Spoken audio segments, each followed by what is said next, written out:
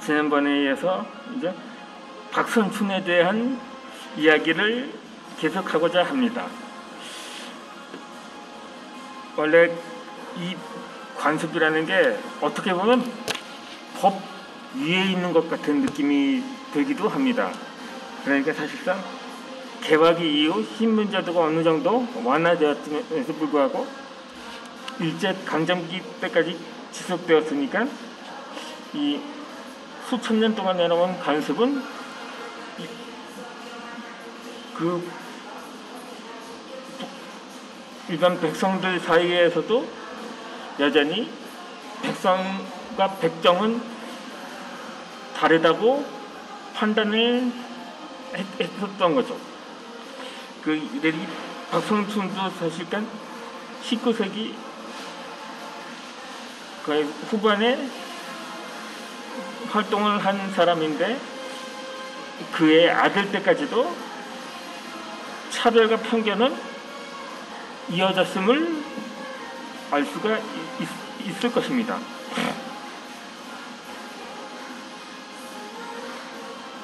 원래 그 유일하게 생존한 맏아들인 봉줄이라는 또 다른 가명을 썼거든요. 그러다가 그의 아들은 양이가 되면서 서양이라는 개명을 하게 됐는데 원래 그의 뜻은 성스러운 태양을 일컫는 말이기도 했습니다. 서양 이사라고 해서 처음에 그래서 서양이라고 지은 것이라고 알았을 것입니다. 원래 그 이름에 뜻이 있었던 것입니다. 어찌되었든 이 박성춘 가족은 가부 개혁이 있던 1894년에 전국에 또 콜레라가 창궐을 하게 됩니다.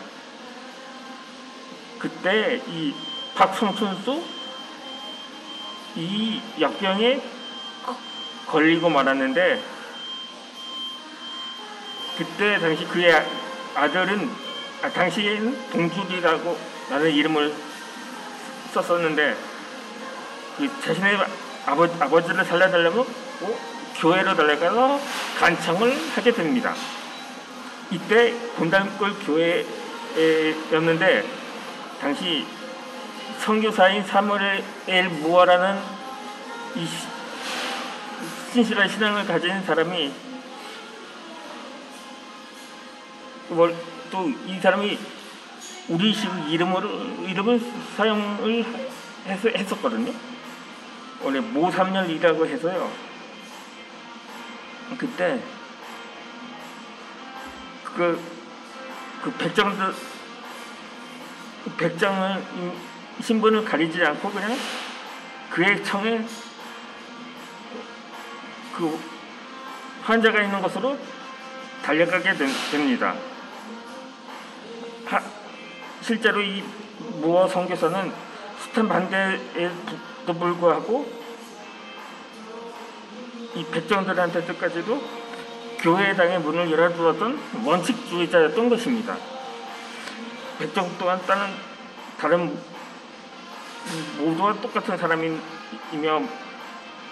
오히려 백정이야말로 가장 먼저 손을 내밀어야 할 첫 상대임을 선교사는 그 무어 선교사는 엄격하게 믿었던 것입니다. 그렇게 박성춘과 대면을 하게 됩니다. 그때 이 무어 선교사는 고종 황제의 주치의였던 올리브 에비슨 박사랑 같이 박성춘을 찾아갔습니다. 이 무려 황제의 주치의가 짐승보다 못한 대접을 받는 박정의 집을 찾아온 것입니다. 그것도 모자라서 황제를 치료하던 손으로 직접 백장을 접촉하면서 치료까지 하게 됩니다. 이에 대해 보는 사람들도 놀랐지만 가장 놀라는 사람은 바로 박성춘이었던 것입니다.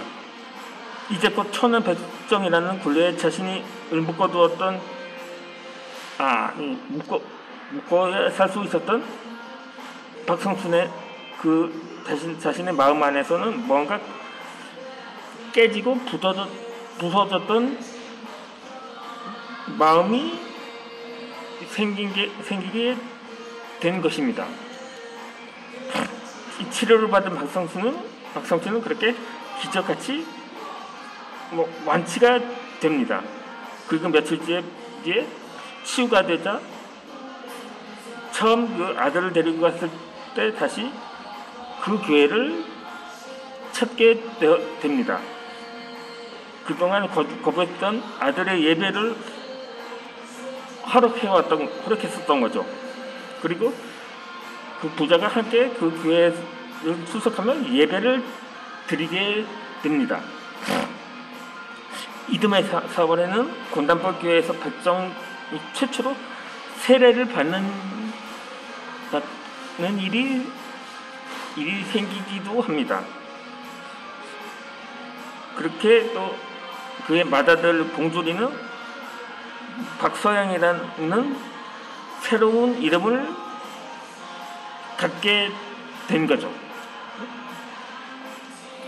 그렇게 이들에게 인생에 봄이 찾아왔다고 볼 수가 있을 것입니다. 그렇게 그의 뇌리 속에는 또 다른 백성들도 해방시키는 운동을 하는 것을 목표로 삼게 됩니다. 박성춘은 이후로도 전도에 열정을 쏟으면서 동료 백성들을 그 교회, 자신이 출석하는 교회로 이끌게 오게 됩니다. 그런데 이때 기존에 출석을 했던 양반 교인들이 들고 일어나서 백정은 아예 출석을 금지시키게 됩니다.